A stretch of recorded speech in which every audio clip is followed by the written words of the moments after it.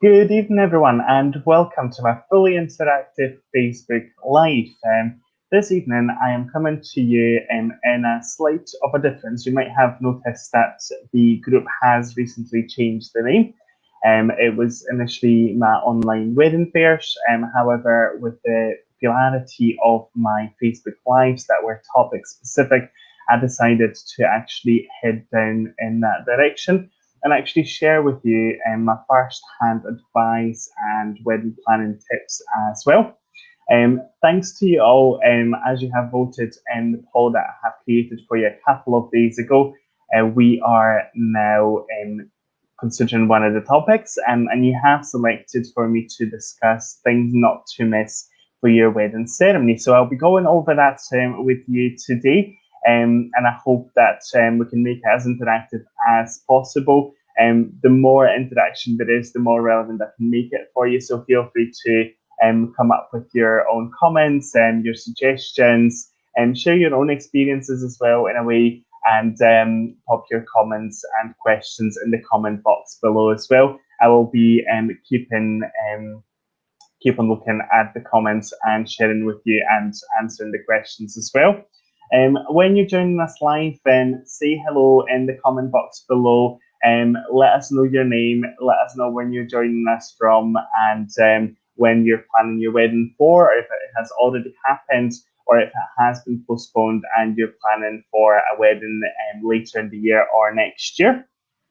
Again, if you are watching us live, then feel free to take a little selfie of yourself watching. You can pop it in the group using hashtag Oskar GTEWP. So that's hashtag Oskar GTEWP, which is a shortcut for Guide to Effective Wedding Planning. And I will be able to share that with other listeners today as well.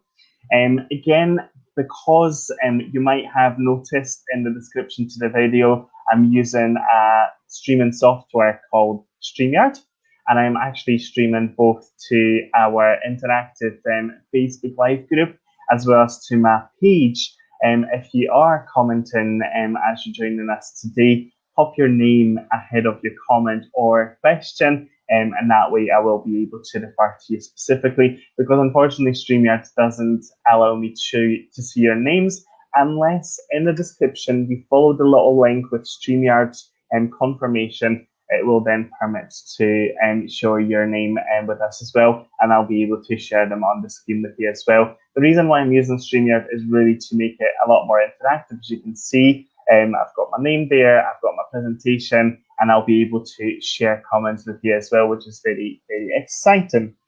Okay, so we've got a few people still joining us, so I'll give it a couple of more seconds before we get started. So like I said before, thanks to you all who have voted in my poll a couple of days ago. There was 4 topics I have suggested, but by majority, the most popular topic was things not to miss for your wedding ceremony. So we'll go through that.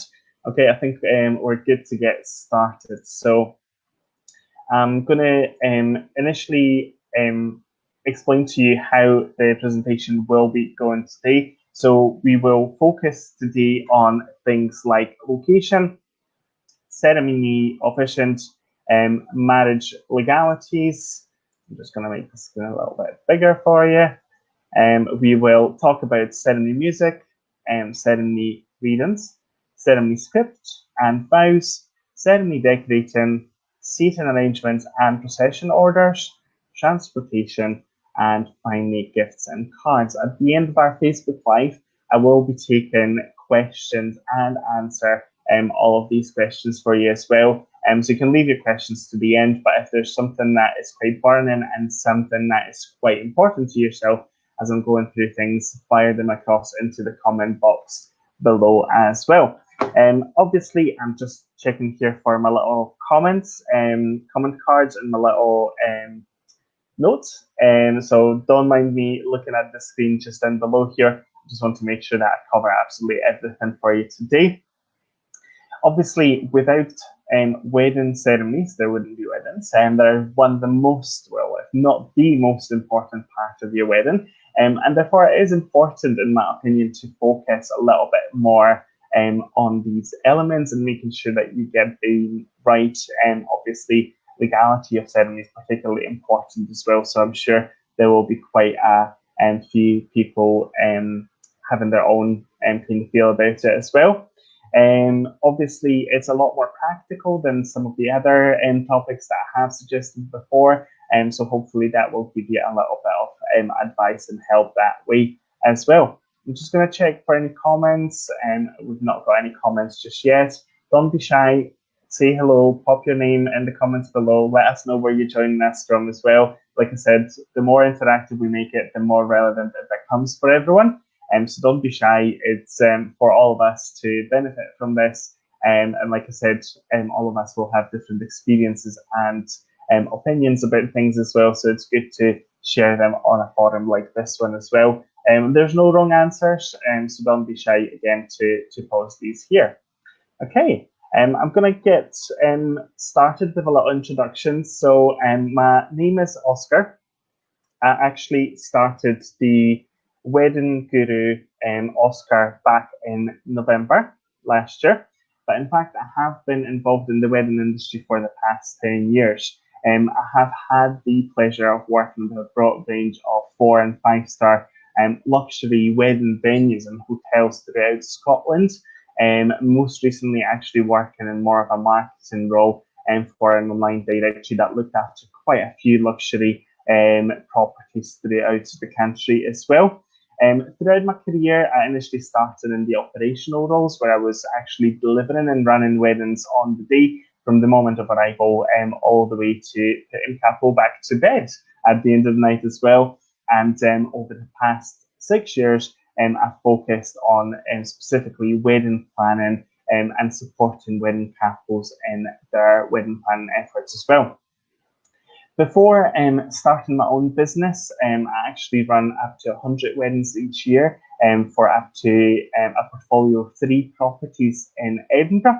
And this is where I was managing the entire wedding journey from wedding inquiry through the entire wedding planning process, final details, many tastings, all the exciting stuff, all the way to the day itself, and also supporting couples with on-the-day coordination as well.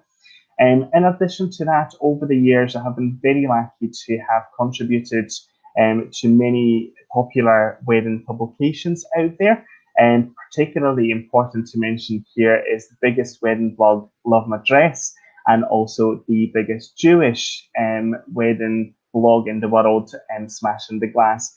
I have also complemented publications with the Luxury Scottish Wedding and My Scotland Wedding, where I currently advertise with as well, and both of these sites offer beautiful advice for couples as well as some fantastic wedding tools that I definitely recommend checking out as well as Scottish Wedding magazine and Tie the Knot Scotland as well. In the past 5 years, I have been particularly honoured by wedding couples who have nominated me for numerous awards, and I have been recognised 4 times by the Scottish Vows Awards and the Scottish Hotel Awards for my work in the wedding market as well. But enough about me. Let's get started with the important and interesting stuff. Before we get started, I'm just going to check for any comments. I've got my friends from Poland joining us as well. Brilliant. Hello, Magda. Good to see you. But if any of you have got any questions, do let us know by all means. And I'll get started with my first topic. So let me go back to my notes, make sure that I'm covering absolutely everything for you today. So location. Obviously, locations are a very personal choice, and it's an obvious element to consider firstly. But why would you actually consider location first? Well, a lot of venues still in the UK, and maybe not so much in Scotland, but require licenses. Particularly in the English setting, you will not be able to get married with a civil marriage and a consecrated ground. So whether that's ruins of a church, or it's a chapel at a venue or a hotel, you might not necessarily be able to do that. In Scotland, we've got a lot more flexibility with that. So actually the license is being carried by the celebrant, the person that conducts the ceremony for you, whereas in some other regions of the UK, you might need to consider your options for the wedding ceremony to make sure that it fits within your plan as well. And there are couples that will carry out the official civil marriage and the signing of the legalities for the ceremony preceded or processed by the religious aspect of their wedding ceremony at religious locations as well. In addition to that, when it comes to locations, some venues might actually charge an additional setup fee for having your wedding ceremony held on their premises. So if you're hosting your ceremony at the same location as your reception, you might want to check with your venue if there's any additional fees associated with that. Don't assume that it comes as part of packages, because in fact, historically, a lot of couples got married at churches, a lot of couples got married at registrars' offices, followed by receptions at venues. That's why, in order to bring staff in early and look after your guests from the moment of arrival, set up contingency plans. If you've got an outdoor ceremony, there might be that little bit more of an additional fee to that as well. And again, if you are having a wedding ceremony at a venue where your reception is taking place, you might be able to repurpose your wedding ceremony decorations, your florals, in your reception hall, and for your centerpieces, for decorations, top table decorations. You've got a lot more scope to do that as well. And finally, if you're dreaming of an outdoor ceremony, always have a consideration for a contingency plan, especially for wet weathers. Of course, we're in the UK, so a lot of us are aware of that, but actually, interestingly enough, the weather seems to be a lot more temperamental, as we will have seen in June in the UK over the summer months, whereas it is a lot more calm, I would believe, in autumn months, end of the summer or the springtime as well. So I hope that is giving you a little bit of an advice on the location of why you should be considering things for that particularly. I'm just going to check for any comments we might have. There's no comments just yet, but that's not to worry. If you've got any comments, there will be a Q&A right at the end of the presentation, and we can go over them as well. But don't be shy. If you've got questions, fire them across in the comment box below. Okay, right.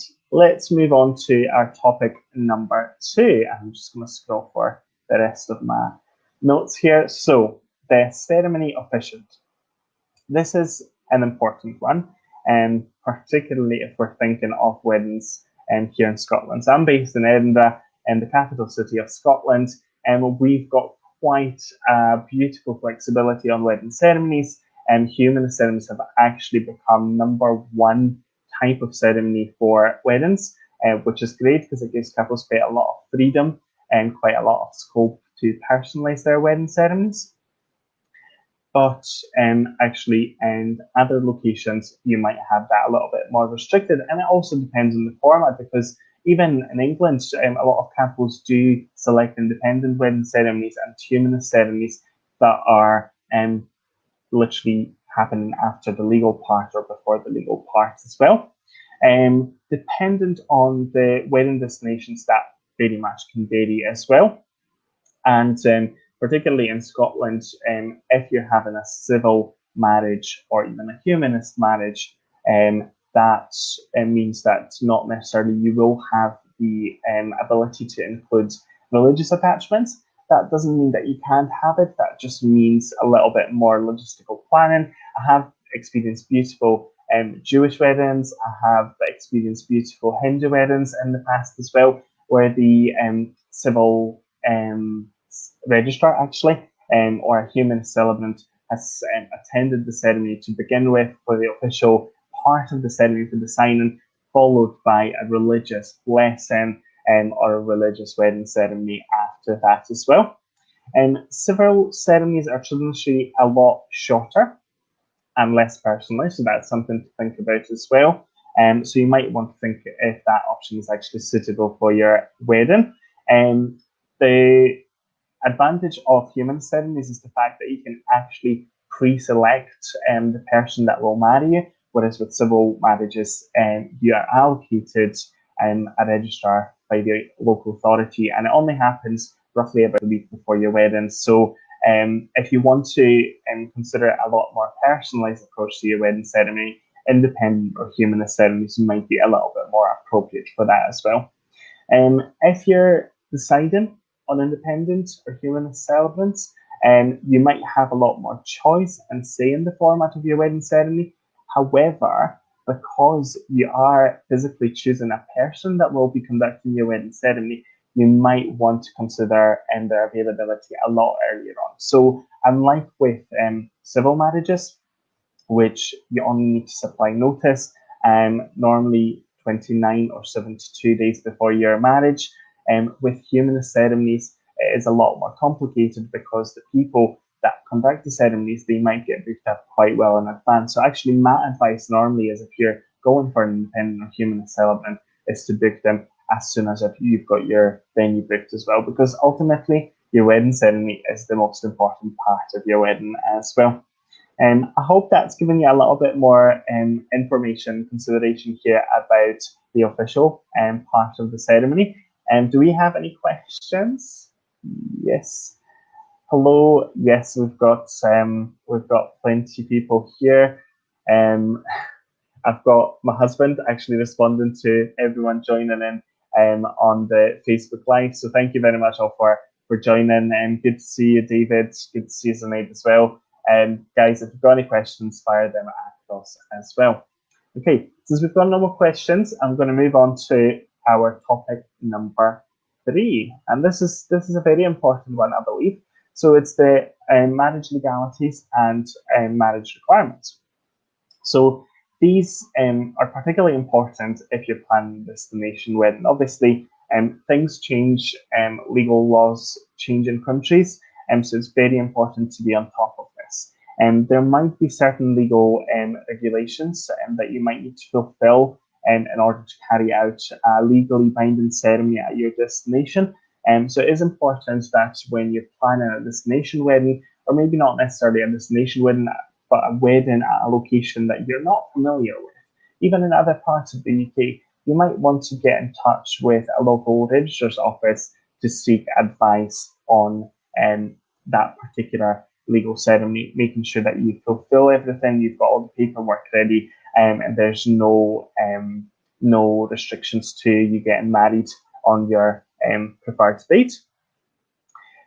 When it comes to destination weddings, I have seen this done before as well, where couples actually decide to do their legally binding ceremony at a location where they're from, and actually doing more of a symbolic, whether that's humanist or independent ceremony, at a destination themselves, because the reality is that things can get complicated, things can get lost in translation if you're planning a wedding from afar. If you're not using a wedding planner or and a wedding coordinator at your destination, things can get quite easily complicated and a lot more difficult to manage. So that could be also another consideration for you if you're thinking of a destination wedding as well. Remember that no matter the destination or location of your ceremony, you will be required to give notice of the intent to marry. And this very much varies across the world. In Scotland, for UK and EU marriages at the minute, that's minimum of 29 days in advance of the wedding, and normally from 3 months before the marriage. Whereas for marriages that require marriage visas, that could be up to 72 days before your marriage. So if you're thinking of a wedding abroad at a destination, and especially in the UK, you might want to consider things very well in advance and start the process early to make sure that you are in time to give this notice to the registrar's offices. All in all, you want to ensure that you've followed all the legal requirements for your marriage, because obviously it is important. At the end of the day, you're getting married. You want to seal the deal, as they say, and make sure that you've got all the legalities sorted in advance of your wedding, and you don't need to worry or stress closer to the day itself as well. I hope this was useful for yourselves. I'm just going to head over to the screen with the comments and check for any comments. Hello, Richard. We've got no comments just yet. Okay, thank you very much, George, my personal assistant today. I'm going to move on to our next topic.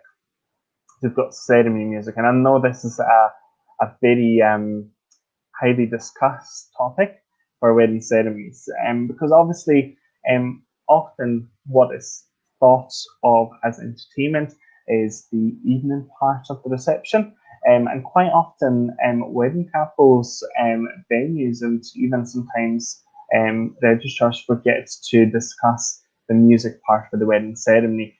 And in my opinion, based on my over a decade of experience planning weddings, up to 100 weddings a year, at luxury venues throughout Scotland, I know for a fact that music can highly affect the atmosphere, both at your reception but also in your wedding ceremony as well. And the choice of music that you will have for your wedding ceremony is incredibly important.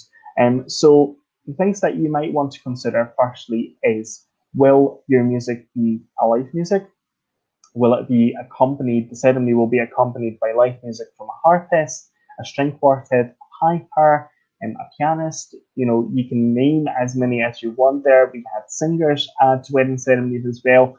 And it is important to get these guys booked up as well, because just like wedding celebrants, just like photographers, quite often one man show, one man band, you name it what you like to name it.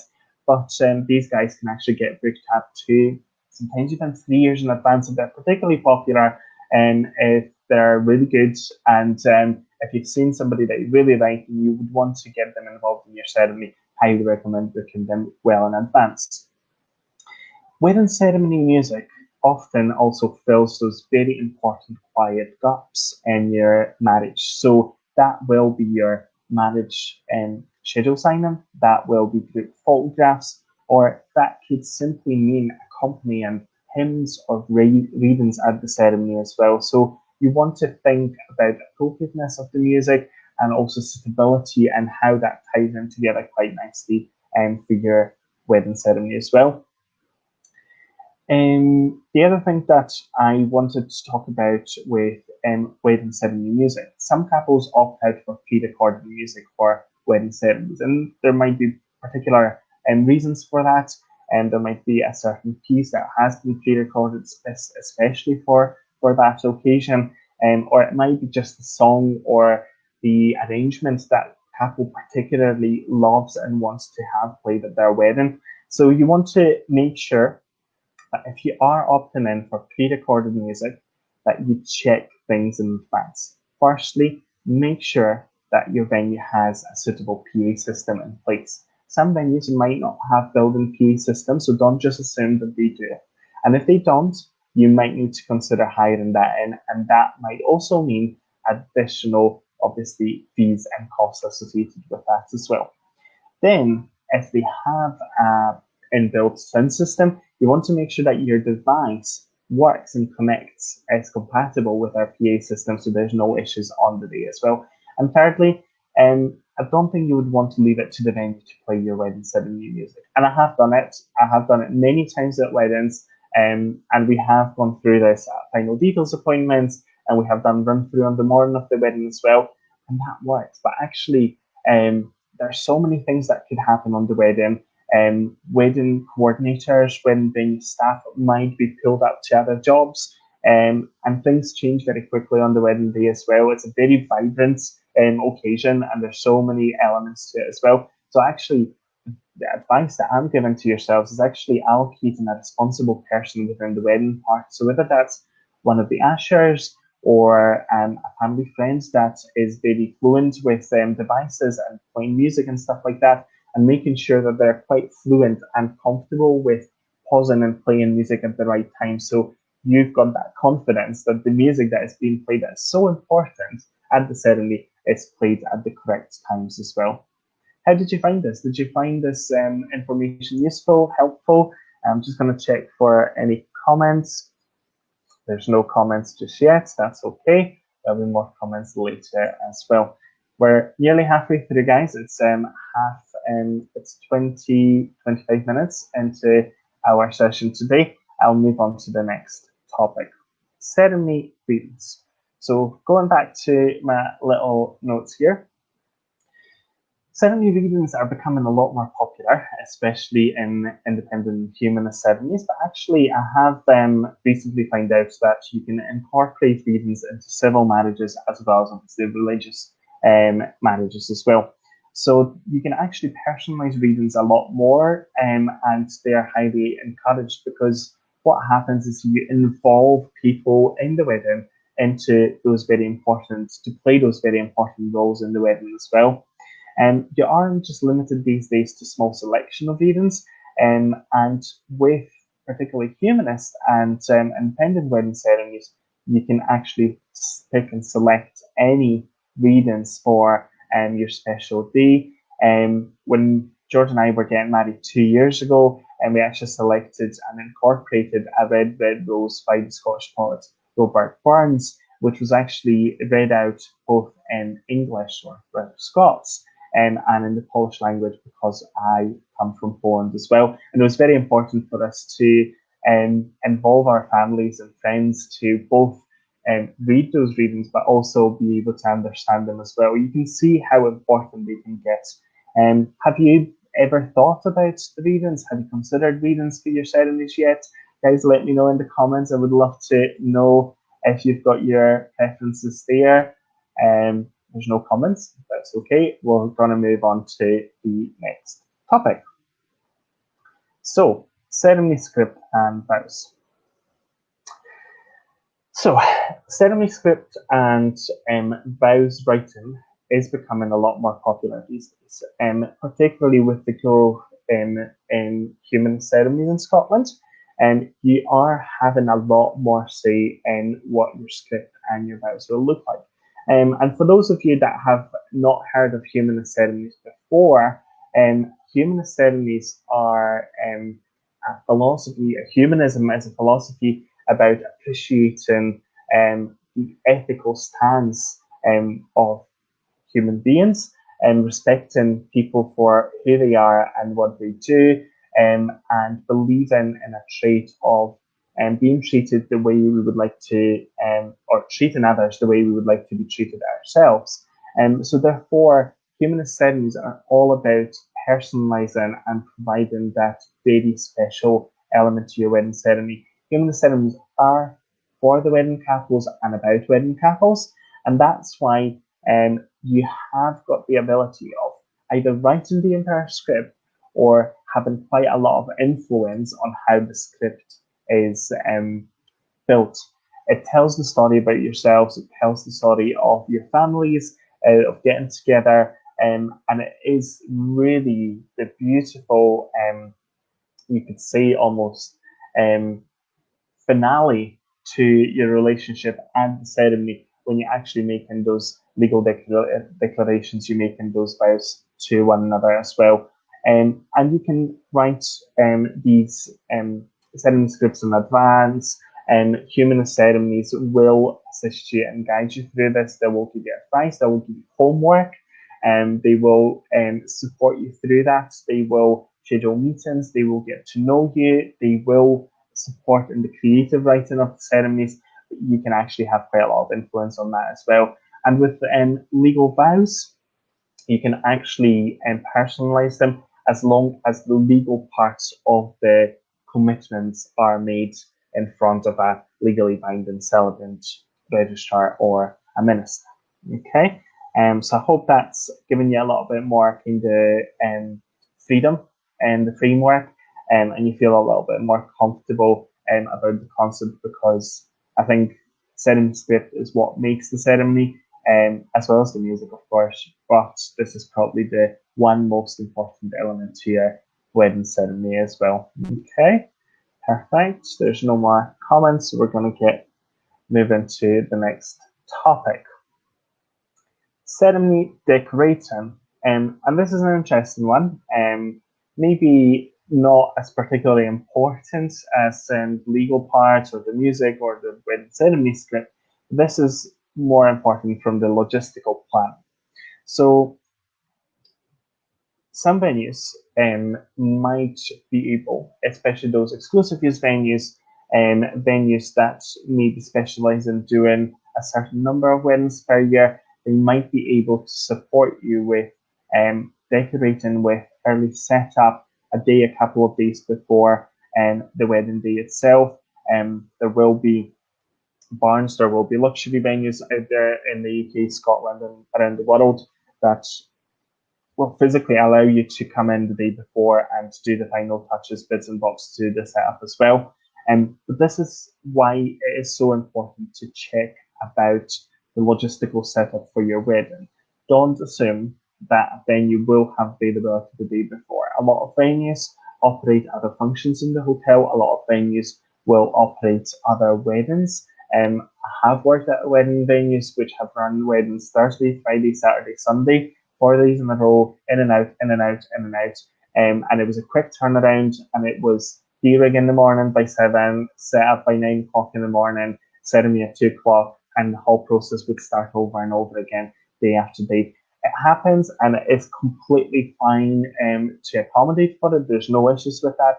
Just make sure that your suppliers are not expecting to arrive with full rig of setup the day before, when actually there's a wedding there or another function at the hotel, and they can't physically set up until the day of the wedding as well. The other things about decorating is important to check on limitations such as height. There might be limitations on wall decorating. A lot of venues in Scotland are AB listed, and they will have very strict regulations on how they can be decorated. And so it's very important to make sure that you check these in advance and you don't feel disappointed that you can't do something because it's physically not allowed. And it could be something that could be with, particularly with like fixtures to the walls or anything like that, that could be obviously damaging, and a lot of things don't want that as well. Finally, if you wanted to have your budget stretch a little bit more, you might want to, again, going back to the ceremonies at the same venue, repurpose your ceremony decorations into your centerpieces, into additional decorations for the banquet hall that you will have your evening reception in as well. But again, if you are doing that, you might need to consider logistics of that. How will things move? Is it all being held in the same room? Is there a turnaround? Is that all being held in a different room? And if structures are being moved, do they need a specialist to come in and assist with that? Will the florist need to be available for that turnaround to move things over and ensure that they are still in the same shape? These things, again, are important. If people need to stay behind, if you need additional staffing for that, there might be additional fees associated with that as well. So hopefully that has given you a little bit more of a confidence in the plan that you're moving forward with as well. Okay, now we're going to move on to the next topic, an interesting one. And this is something that I've learned particularly from professional Toastmaster. I've got a brilliant connection in Maurice King, a professional Toastmaster who has run a lot of weddings with me, and I've learned plenty of him as well. And things to consider is seating arrangement for the wedding ceremonies, because things are becoming a lot more informal.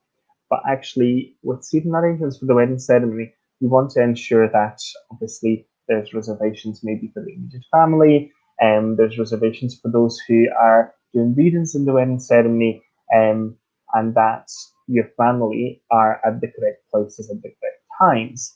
And particularly with humanist ceremonies, which is a different concept for those of you that have not attended a humanist ceremony or independent ceremony before, and like in civil or religious ceremonies, the couple actually faces the guests. And when they're doing their wedding vows, what you want to ensure happens is that the groom can face his family when he's doing those very important marriage vows, and the bride can face her family. So actually, ultimately, what happens is that the families are sat on the opposite sides of the bride and groom, so that they can see them as they're making those legal commitments. Something that I've learned over the years in the weddings, something that is maybe not as obvious, but very important to mention. A lot of couples are now moving away from the very formal setup of bride side and groom side. It's all a lot more about the kind of openness and flexibility and everyone in for everyone in that celebration. But if you are reserving seats, make sure that there's somebody who can look after that and they're assigned correctly and people are sat at the right places at the right times. If you've got the ability of doing rehearsal for ceremonies, highly recommended. It just feels a lot smoother and a lot less stressful, and everyone feels a lot more at ease on the wedding day as well. And everyone knows what happens. In addition to that, processions, and this is an important one because you want to make sure that people know what pace they're going in at, people know what positions they're going in at, what's happening at what time. Is there a break between bridesmaids and the bride? Is the bride going in first with a cathedral veil followed by the bridesmaids? There's so much consideration to it as well. So it is important to make sure that is the bride going in first or last? Are bridesmaids entering the room themselves with flower girl, with page boy, with ushers? Who is escorting mothers to the top of the aisle? Who's looking after the kids in the ceremony? And what order of the ceremony there will be as well. Additionally, if there's orders of service being provided at the entrance into the ceremony, you want to make sure that there's somebody responsible for that as well. So hopefully I've given you a little bit of thought about this. Again, quite important if you want to make a slick arrival into your wedding ceremony as well. Okay. Hello, Matty. Hello, Katie. Hi. We've got quite a few of us here today as well. Any questions, guys? I just want to make sure that I am giving you the advice that is relatable, that is relevant. And if you've got any questions, I would definitely want to give you more of what you're after. So pop the questions in the comments below, and I will be going through them between the sessions as well. And there will be an official Q&A right at the end of the presentation as well. But let's move on to the next topic. So we've got transportation. This is, I think this is particularly important if your guests are traveling from afar into your wedding, and also if your ceremony location is different to your reception location. And this is something that I always and very often ask wedding couples about is, how are the guests arriving to your wedding ceremony? How are the guests arriving into your reception hall? Do you know what arrangements there will be? Is there any special requirements required for that?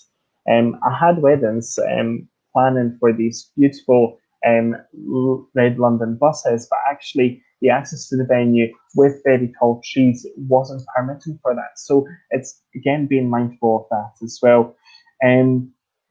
If guests are heading to a ceremony venue and you potentially might be arranging for drinks reception at that venue or drinks in the garden of that venue after the ceremony, obviously if they have brought the cars with them, they'll need to leave them there.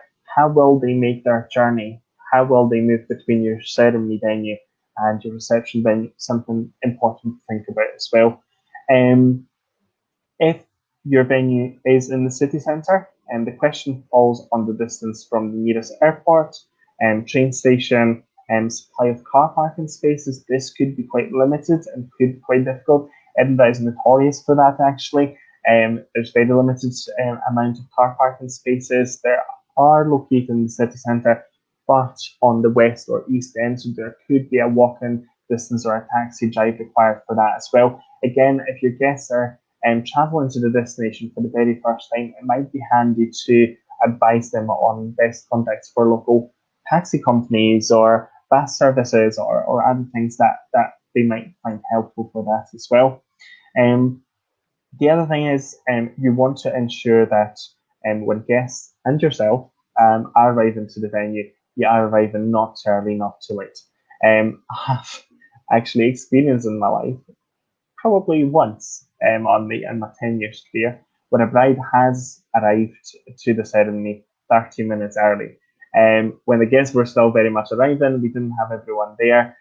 So I had to send our lovely bride in the car on a little detour of Edinburgh to sightsee for a little bit until we got everyone seated, and then made a call and made sure that the bride arrived when the time was right. So again, this is a funny anecdote here, but it is very crucial and important that timings work together.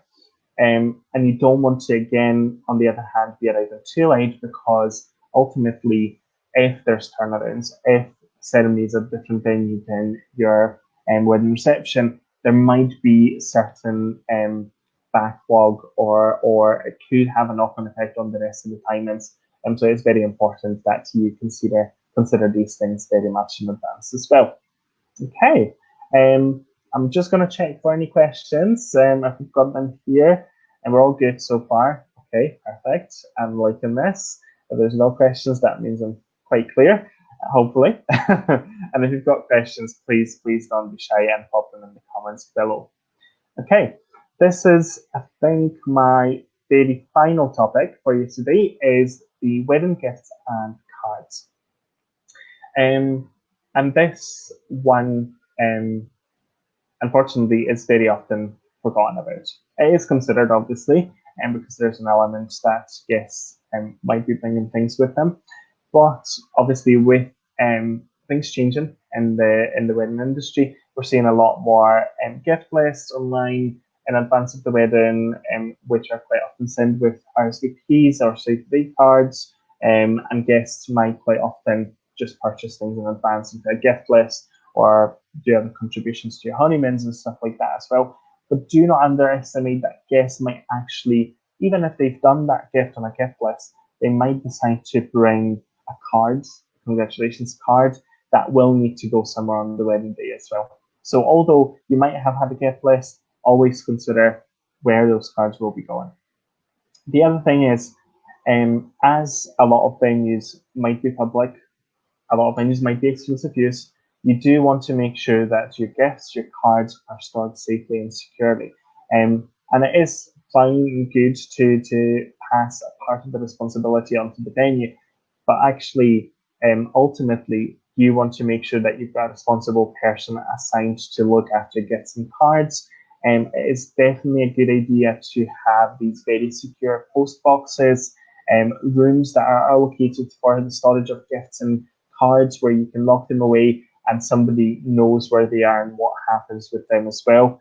And you might actually, interestingly enough, something that is, again, quite often forgotten about is guests arriving into the ceremony. They're arriving with a card. They want to pass that on at that point. They don't want to hang on to their card through the ceremony and then go into the drinks reception and then pop it somewhere there. So if you've got a person at the doors or guests that are arriving and looking to pop that card somewhere, there is a post box or somebody who can put it into the post box for them as well. Again, facility and space to deposit gifts, very important, and again, ensures safety and security of these items as well. Okay, we have gotten to the very end of my presentation. I'm just going to check now that we are finishing up if there's any questions. Hello, Michelle. Just making sure that I've covered everything, guys. Absolutely, please don't be shy. Ask the questions away. If you are considering potentially reducing the time you spend on your wedding planning, and this is something that I quite often support wedding couples with. In fact, I supply support with wedding planning training for wedding couples, which in this case is called 1 hour consultation. And I can go through the entire wedding plan process. I can go through forms that I supply the couple with as well. And it's a one-off consultation. It could be a follow-on couple consultation after that, but this is more of an ad hoc, as and when you need the support, and you might be feeling in the wedding planning process like you need a little bit of a hand and help with the wedding planning. The other aspect of my wedding planning services is on-the-day coordination. This is particularly popular with those couples who are planning for weddings that are at dry hire venues and that are barns, venues that might not have wedding coordinators on the day. So I'm there from the morning, from the setup, all the way to your first dance and even beyond that, and making sure that everything happens. And your right-hand man, we go through final details, we go to consultations together, and we ensure that everything happens. And I'm fully briefed and fully understanding of the plans you're making, and I can just execute them quietly in the background so that you can have a smooth day, enjoy yourself, and worry about nothing. So that's on the day coordination as well. And then there's obviously the full wedding planner, and this is particularly popular with those couples that are maybe planning a destination wedding in Scotland or somewhere in the UK, are busy working, busy professionals, and not having the time to plan their entire wedding, or might have the need for streamlining and supporting the whole process because they're not feeling quite as comfortable with that as well. So those are the three areas that I focus on. But I also do bespoke wedding planning where I can tailor pretty much chop and paste things together for you and make it personalized and specific to yourselves. Obviously, every wedding is different, and I want to be very much responsive to how couples plan their weddings. So I'm there to support. Laura, thank you very much. Really helpful information. I'm glad that you've liked it and you've joined us today as well. If you wanted to find out a little bit more about how I can support you in your wedding planning, you can book my 15-minute free consultation on the website today. I'm just going to share with you the link to my website on the screen just now. So the hashtag I've shared with you before is Oskar GTEWP. If you wanted to take a little selfie and show us that you're joining us today live, and you can pop it in the group and I can share these photos later. The website is very simple, theweddingguruoskar.co.uk. And if you're looking for me on Instagram, my handle is at theweddingguru_Oskar. My details are on the screen as well. And before we go, if you're looking for more information or where to find me, I am available obviously on my website, and we've got my email address available on the screen just now as well. I'll share the screen better with you guys. I'm available on Instagram, Facebook, Pinterest, Twitter, LinkedIn, you name it. And you've got my telephone number there as well. Like I said, it's been a pleasure sharing all these tips and advice for you guys. If you decide to watch this Facebook Live on, thank you very much. Thank you so much for all the information. It has been so useful. Thank you very much. I can't see your name. If you want to pop in the comments, I would love to say thank you very much personally to yourself. I'm using a streaming software called StreamYard, so I can only see the comments, not the names. But I'd love to share this one. That's so lovely. Thank you very much. I was really hoping that I can make it as informative and as useful as possible. If you're watching this Facebook Live on repeat, hashtag repeat in the comments below so I can come back to any questions. And I will be going back to the video, making sure that I've covered absolutely everything for you. Don't be shy to send me a direct message with any questions as well. I know sometimes it can feel daunting to ask questions on a forum, but I would be more than happy to help with any questions. Thank you very much, Katie. I really, really appreciate your comments, guys. If we've not got any more questions, I'm going to head. There's a question about trends. Okay. About the most popular trends. Okay. Good question. I think the reality of the current climate we've got in the wedding market is that it's very much ever changing. And obviously with the announcement of the Scottish Government just a couple of days ago, ceremonies and weddings have changed drastically. At the minute, we're obviously advised that ceremonies can be held both indoors and outdoors. However, outdoor ceremonies are a lot more encouraged. And with that in mind, if the ceremonies are indoors, face masks are required, outdoors not necessarily. They are very much required to be as short as possible. Even the religious ones need to be altered to accommodate for that. The 15 people mark is actually including the couple, the person that marries the couple, the witnesses, all the guests, photographers, anyone else that will be in that room with the couple or outdoors. And also important to mention about the ceremonies now as well is the fact that they're very much just and only marriage ceremonies. There's no follow-on meals, there's no follow-on catering, there's no follow-on receptions, drinks receptions, or any of that sort. And this is very much limited to what can happen at the minute. There's obviously different legislation on group gatherings where you can have up to, actually the ceremony's up to 20 guests. And then dine-in events between group up to five households, up to 15 guests maximum can happen. But again, that is not so much catering, outside catering, as much as maybe in your own house or in your own back garden, for instance.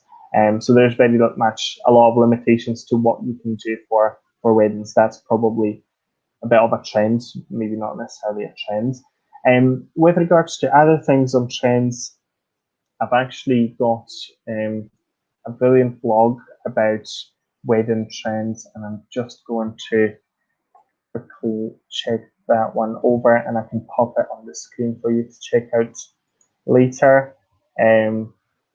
Obviously, with ceremonies and weddings becoming a lot smaller, there will be the need for accommodating for guests and considering weddings a lot more in advance and taking all these precautions into place. But particularly popular now is the streaming. Online streaming is very popular, especially if you are holding the ceremony now and you had in mind larger gatherings, and obviously elderly guests, your friends and family might not want to attend or might not be able to attend the wedding. You might want to consider the online streaming. I'm just looking up this blog.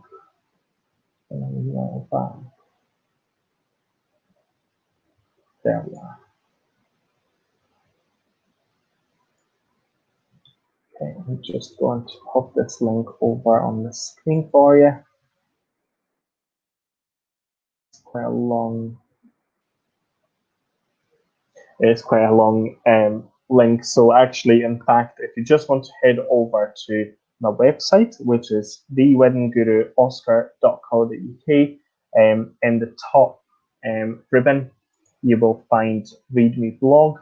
If you head there and over to the blog post from the 4th of May, I have been discussing wedding trends for 2021, the end of this year.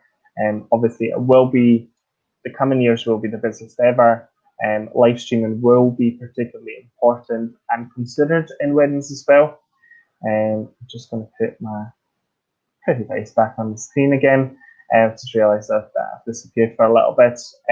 With couples haven't had a little bit more time, couples have maximised on YouTube, on TikTok, and became a lot more creative. So there might be a lot more DIY in weddings as well. With continuous supply concerns, particularly from abroad and other destinations, we are seeing a massive move towards locally inspired menus and personalized menus, and a lot more sustainable measures and meaningful rituals added to the wedding ceremonies particularly as well. And obviously, with massive growth to TikTok, who doesn't like to show off a couple of moves on the dance floor for your first dance as well? So this will be just a few of these ideas there as well. Okay, perfect. Don't see any more questions. Nope, that's us. Perfect. Well, all is left for me to say is thank you very much all for your time, attention, and joining in with your questions, with your comments. Hello, Paulina. Hello, Pavel. And I'll see you guys very soon. If you've got any more questions, pop them in the comments below. And I'm currently planning for a guest speaker interview for next week. So if there's any particular suppliers you would like me to interview in the coming weeks, or any particular types of suppliers you would like me to interview in the coming weeks, let me know and send me a DM, pop that in the comments below, and I will get busy working on that one. Okay, guys, you have a lovely Thursday evening. Thank you for your time, and I'll speak to you soon. Take care now. Bye bye.